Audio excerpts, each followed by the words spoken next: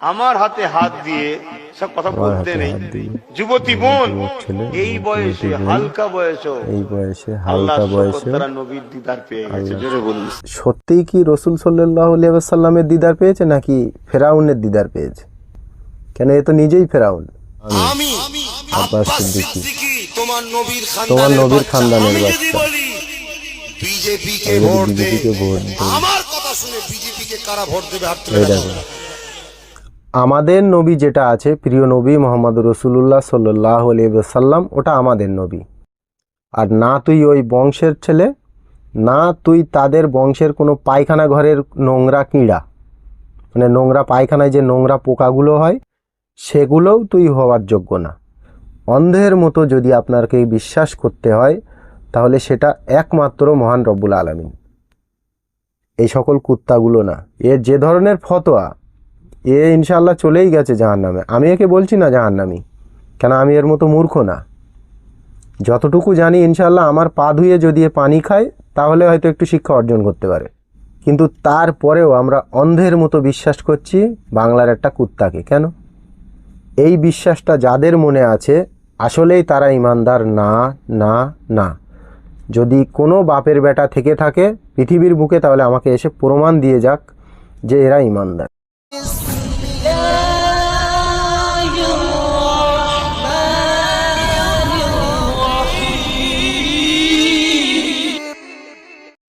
আমার হাতে হাত দিয়ে সব কথা বলতে নেই। কি বলি কথা বলতে নেই, এসব আধ্যাত্মিক কথা বলা ঠিক নাই।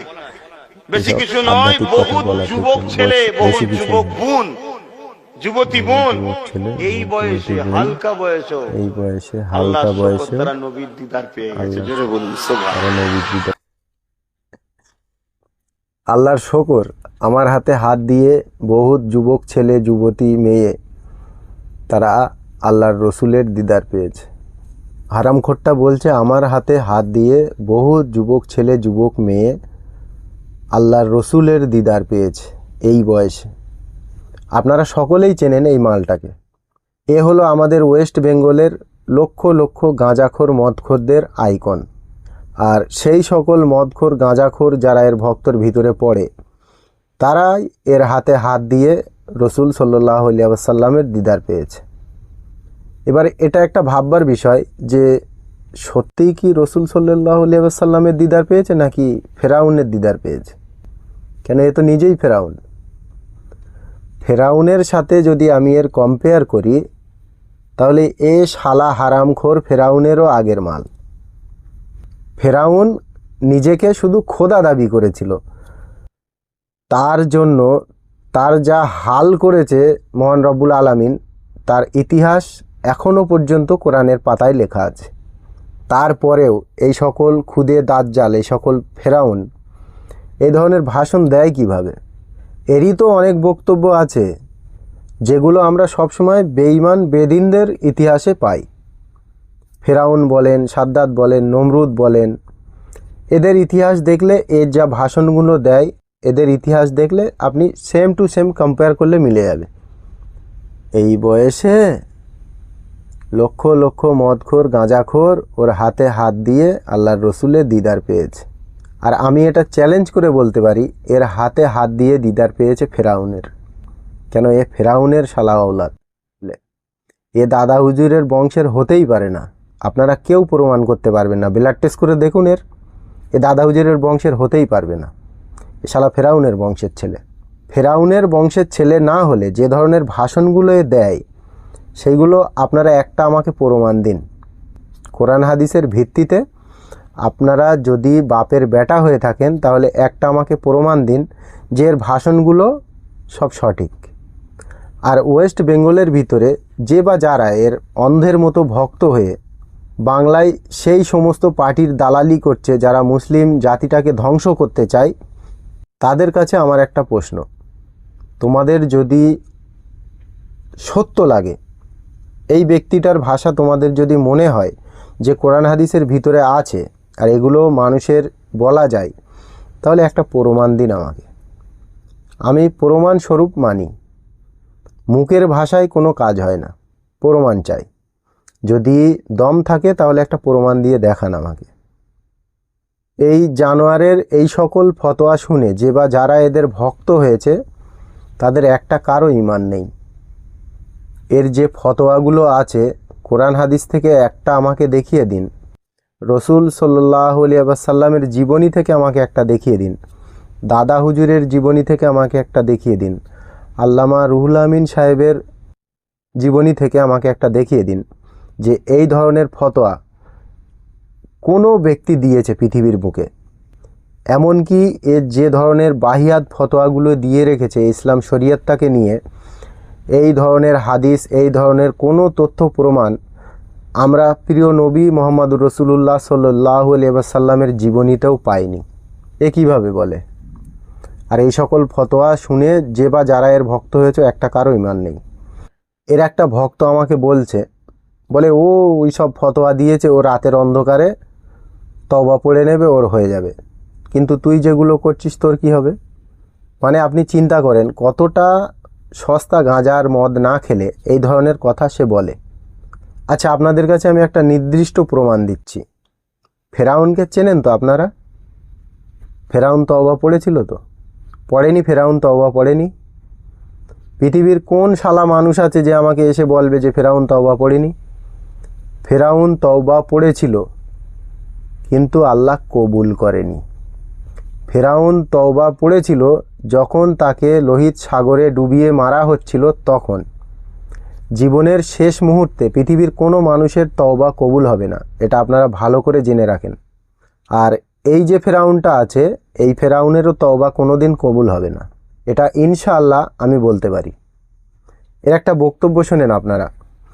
আমি আমাদের ওয়েস্ট বেঙ্গলের মানুষকে সব সময় বলি, বাংলায় ইসলাম জাতিটাকে যারা ধ্বংস করতে চায় সেই সকল বিজেপি আরএসএসের মতো একটা পলিটিক্যাল পার্টির দালালি করছে পীরজাদা আব্বাস সিদ্দিকী এবং নওশাদ সিদ্দিকী। আমার কথা কেউ শোনে না। এরা মানুষের সামনে নিজেকে এমনভাবে প্রেজেন্ট করে যেন মনে হবে কত বড় আল্লাহর ওলি। যে ধরনের বক্তব্য এ দেয় তার থেকে মনে হবে পৃথিবীর সব থেকে বড় ফেরাউন হচ্ছে এইটি, অন্য কেউ না। আমি বাংলার মানুষকে সব সময় বলেছি, বাংলায় এবং আমাদের ভারতবর্ষে, টোটাল ভারতবর্ষে যারা ইসলাম জাতিটাকে শেষ করতে চায়, ইসলাম জাতিটাকে ধ্বংস করতে চায়, যারা আমাদের শরিয়াত থেকে নিয়ে সব সময় কটূক্তি করে, আজে বাজে ভাষা ব্যবহার করে, তাদেরই দালালি করছে এই জানোয়ারটা, বিজেপি আরএসএসের দালালেরা। আপনারা এর এই বক্তব্যটা একটা শেষ সাক্ষী দেন। আমি আব্বাস সিদ্দিকী, তোমার নবীর খানদানের বাচ্চা। বিজেপিকে ভোট দেবে। আমার কথা শুনে বিজেপিকে কারা ভোট দেবে? হাত তুলে দেখাও। সবাই হাত তুলেছে, আবার একজন নারায় তাকবীর দিয়েছে। এটা হলো তোমাদের প্রেম। সবাই হাত তুলেছে, আবার একজন নারায় তাকবীর দিয়েছে। নারায় তাকবীর! যে ছেলেটা নারায় তাকবীর দিয়েছো, আমি তাকে বলছি, ওরে হারামখোর, কি বলছে সেটা ভালো করে শোন। প্রথম কথা, আমি তোমাদের নবীর বংশের ছেলে, ওদের নবী তো তুই। শালা হারামখোর কুত্তা, ওদের নবী তো তুই। তাহলে তোর ছেলেপিলে যারা হবে তারাই নবীর বংশের হবে। ওরা তোর মতন একটা জানোয়ারকে নবী বলে মেনেই নিয়েছে। তাহলে তুই আবার কোন নবীর বংশের ছেলে? আমাদের নবী যেটা আছে, প্রিয় নবী মোহাম্মদুর রসুলুল্লাহ সাল্লাল্লাহু আলাইহি ওয়াসাল্লাম, ওটা আমাদের নবী।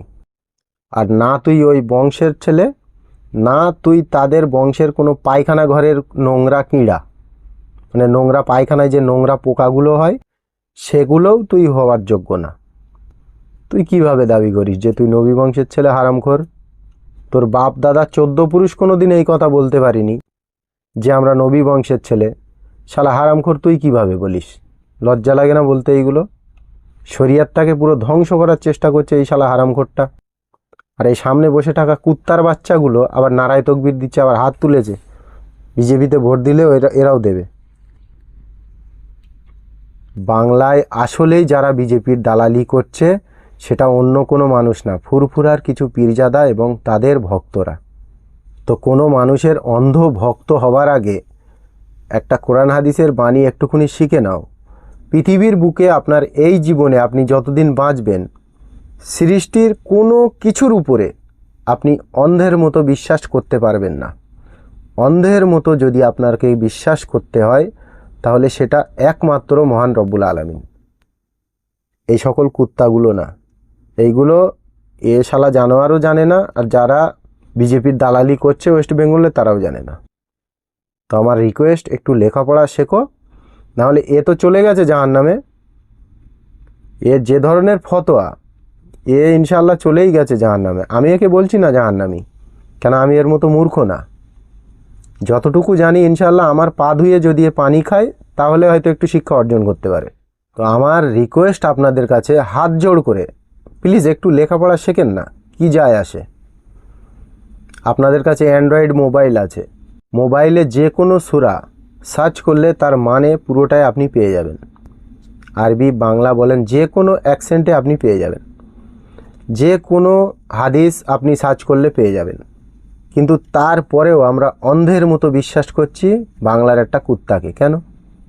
এই বিশ্বাসটা যাদের মনে আছে আসলেই তারা ইমানদার না না না।